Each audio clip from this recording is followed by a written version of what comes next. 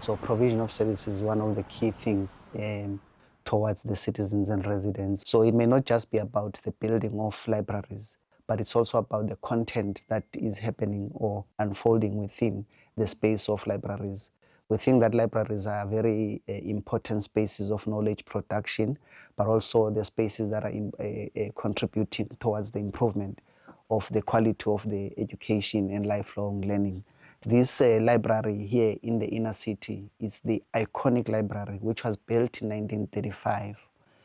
For the first time in 2012, this library it was for the first time that it was renovated after it was since its inception of 1935.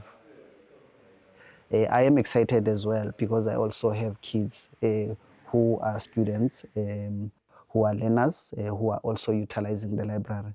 We are calling on young people of Johannesburg and everyone who, in fact, has an interest of this city to be able to take advantage of this library so that we can be able to build our city. Education Act of 1953, and then gives all the provisions of that. All of them. This facility is, because it's a public library, which means it is open to anyone to walk in and start using the material that is in here.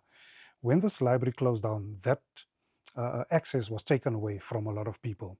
And there are a lot of people in the Johannesburg CBD and the surrounding areas that maybe do not have ready access to the other libraries of the city of Johannesburg. So for me to be able to be one of just the latest generation, because there have been generations of librarians before me that have been archiving and preserving the material we have here.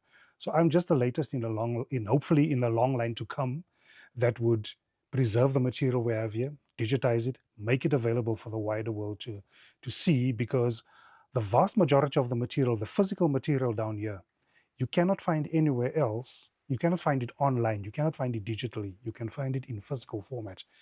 And until we get around to digitizing all of this material, we preserve it in paper format for as long as we possibly could. We have material here that is well over 300 years old. Our oldest book was printed in 1731. And they are still perfectly readable and perfectly legible because of preservation purposes. So, on speaking for myself, I am glad to be still here, to be still continuing preservation methods to keep this unique heritage that we have, to keep it alive and keep it accessible for future generations.